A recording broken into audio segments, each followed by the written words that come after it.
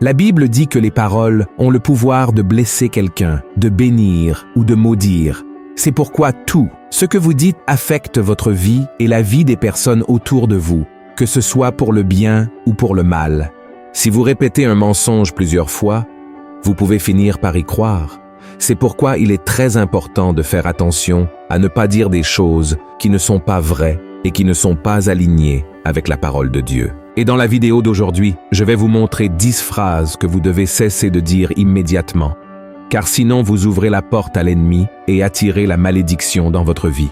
Avant de commencer, je tiens vraiment à ce que vous vous abonniez à ma chaîne, car tous les jours, je veux vous aider dans votre cheminement avec Dieu. Il vous suffit de cliquer sur le bouton « S'abonner » qui se trouve juste en dessous de la vidéo, et à côté apparaîtra une petite cloche. Il est important que vous cliquiez sur cette cloche et sélectionniez l'option « Toutes » afin de ne pas manquer les vidéos que je publierai, d'accord? Alors, commençons. La première phrase est celle que vous devez cesser de dire immédiatement. « Je n'ai pas de valeur, personne ne se soucie de moi. » Combien de fois avez-vous déjà prononcé cette phrase? Souvent dans notre vie, nous donnons le meilleur de nous-mêmes, mais nous n'obtenons pas toujours la reconnaissance que nous désirons, n'est-ce pas? Ce manque de reconnaissance peut engendrer en nous le sentiment que nous n'avons pas de valeur et que personne ne se soucie de nous. Dans d'autres CA, il y a des personnes qui se sentent tellement épuisées et, n'ayant aucune aide, finissent par croire que même si elles partent de ce monde, personne ne ressentira leur absence. Mais, frères et sœurs, c'est un grand mensonge et cela va à l'encontre des enseignements de la parole de Dieu. Il y a quelqu'un de très spécial qui se soucie beaucoup de vous. Regardez ce qui est écrit dans le psaume 139. « Éternel, tu me sondes et tu me connais. Tu sais quand je m'assieds et quand je me lève, tu pénètres de loin ma pensée. C'est toi qui as formé mes reins, qui m'as tissé dans le sein de ma mère. Je te loue de ce que je suis une créature si merveilleuse. Tes œuvres sont admirables, et mon âme le reconnaît bien. Mon cher frère et ma chère sœur, vous êtes une œuvre d'art de Dieu. Je sais que vous avez des défauts, mais cela ne diminue pas votre valeur aux yeux du Seigneur. Il ne vous évalue pas en fonction de vos capacités, de votre beauté, de votre intelligence. Il voit votre cœur et a observé à quel point vous vous êtes efforcé. Dieu a déjà prouvé son amour en envoyant son Fils mourir sur la croix à votre place. Alors, ne continuez pas à dire que vous n'avez pas de valeur. Votre vie est très précieuse pour Dieu. La deuxième phrase que vous devez arrêter de dire immédiatement est « Dieu n'écoute pas mes prières ». C'est une phrase que beaucoup de gens disent lorsqu'ils pensent que leurs plans n'ont pas fonctionné parce que Dieu n'a pas entendu leurs prières. Cependant, c'est encore un grand mensonge que vous devez cesser de dire.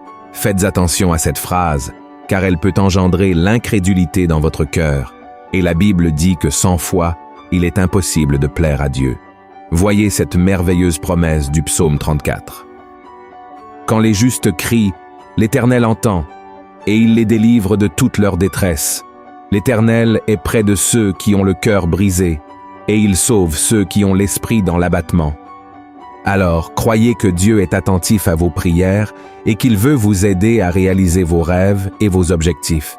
Mais il est également important que vous soyez attentif à ses réponses. Le silence de Dieu face à vos demandes est aussi une réponse et vous devez comprendre cela. Parfois, Dieu dit non ou attendez ou quelque chose que vous ne voulez pas entendre, mais seulement lui sait ce qui est le mieux pour vous. Et ce que vous demandez n'est pas toujours en accord avec sa volonté ou ne viendra pas au moment où vous le souhaitez. C'est pourquoi, ayez beaucoup de patience, ne vous plaignez pas et ne cessez pas de croire.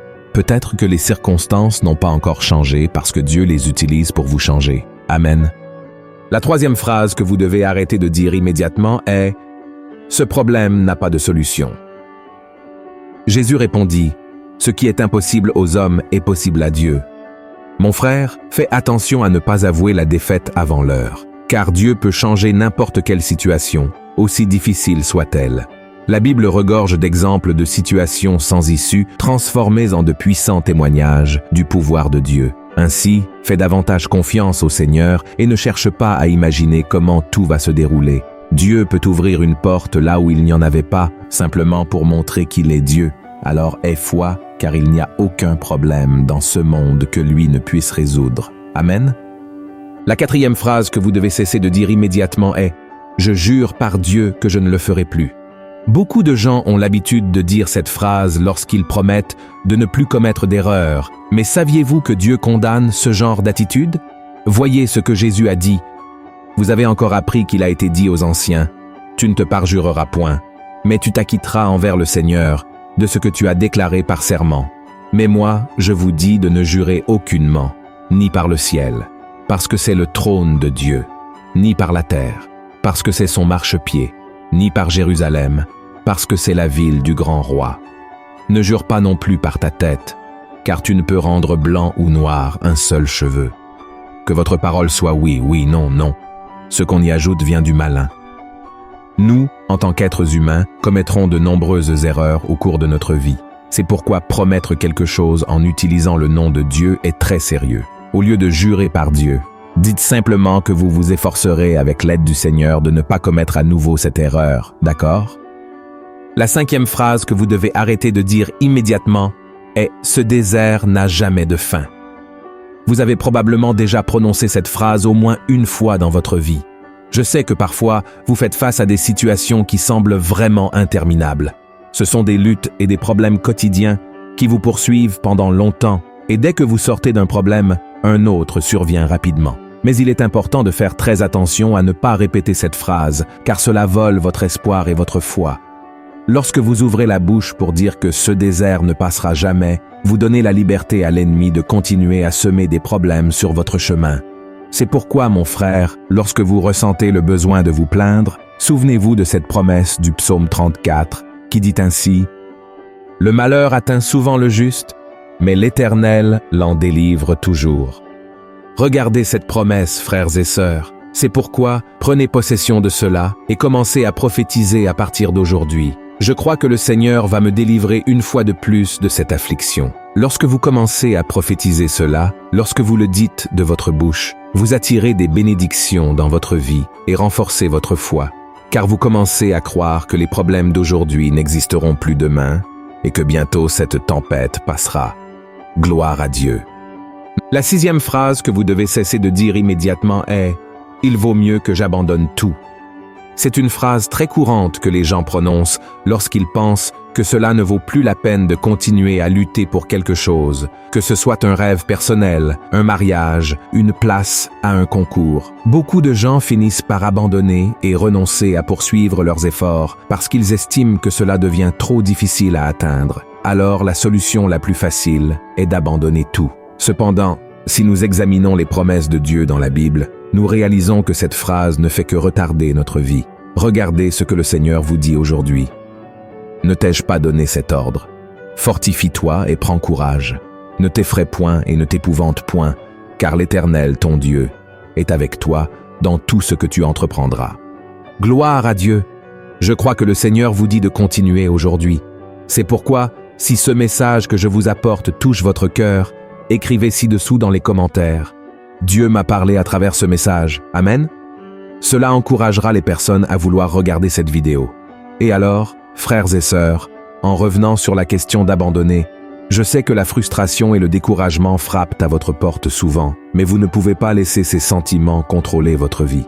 Vous devez vivre par la foi, et lorsque vous persévérez, même sans voir de solution, Dieu honore votre foi et fait coopérer toutes choses pour votre bien. Amen.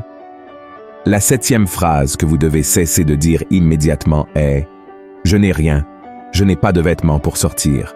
Combien de fois avez-vous déjà dit cela? Vous aviez un anniversaire ou un mariage à assister et vous avez regardé dans votre armoire pleine de vêtements en disant que vous n'aviez rien à porter. Mais c'est un grand danger.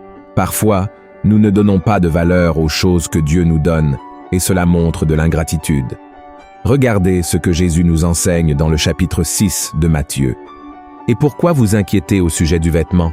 Considérez comment croissent les lys des champs. Ils ne travaillent ni ne filent. Cependant, je vous dis que Salomon même, dans toute sa gloire, n'a pas été vêtu comme l'un d'eux. Le Seigneur vous dit de ne pas vous inquiéter des vêtements ou des biens matériels, car il pourvoira à tous vos besoins. Quand vous dites que vous n'avez aucune tenue pour sortir, vous murmurez et dites que Dieu ne prend pas soin de vous. C'est pourquoi, faites très attention lorsque vous regardez votre armoire pleine de vêtements et commencez à dire que vous n'avez rien à porter. Au lieu de cela, Remerciez le Seigneur pour tout ce que vous avez, car sa volonté est de vous bénir dans tous les domaines. Et c'est pourquoi vous devez être reconnaissant pour tout. Amen. La 8e phrase que vous devez cesser de dire immédiatement est « Dieu ne me pardonnera plus ». Un jour, quelqu'un m'a dit qu'elle avait tellement péché qu'elle croyait maintenant que Dieu ne la pardonnerait plus pour tout ce qu'elle avait fait. Je suis sûr que cette personne n'est pas la seule à penser ainsi. Beaucoup de gens pensent que leur péché est plus grand que le pardon de Dieu et finissent par s'éloigner de sa présence en se sentant rejetés. Mais c'est un grand mensonge.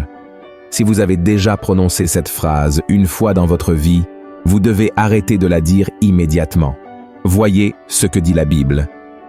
Si nous confessons nos péchés, il est fidèle et juste pour nous les pardonner et pour nous purifier de toute iniquité. Et cela ne s'arrête pas là. Il y a plusieurs autres passages dans la Bible qui montrent que Dieu ne regarde pas la quantité de péchés pour pouvoir pardonner quelqu'un. La seule condition qu'il pose pour pardonner est la repentance et le désir de changement. Et même si vous avez commis des péchés, même en connaissant sa parole, Dieu est prêt à vous pardonner parce que Jésus a déjà payé le prix pour votre péché. C'est pourquoi croyez en sa miséricorde et croyez que le sang de Jésus vous purifiera. Amen. La 9e phrase que vous devez cesser de dire immédiatement est « Dieu a ses favoris ».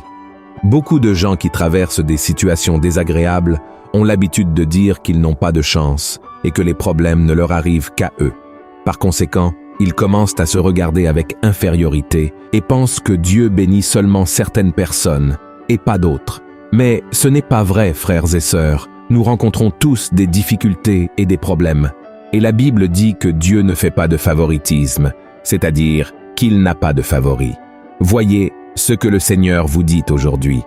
« Car je connais les projets que j'ai formés sur vous, dit l'Éternel, projets de paix et non de malheur, afin de vous donner un avenir et de l'espérance. Vous m'invoquerez et vous partirez, vous me prierez et je vous exaucerai. Vous me chercherez et vous me trouverez, si vous me cherchez de tout votre cœur. » Vous devez croire que Dieu a des plans de bénédiction pour votre vie. Et ce verset ne s'adresse pas seulement à certaines personnes, il s'adresse aussi à vous, à nous tous. Il dit que tous ceux qui le cherchent le trouveront. Alors ne dites plus que Dieu a ses favoris et que vous êtes exclus de ses plans.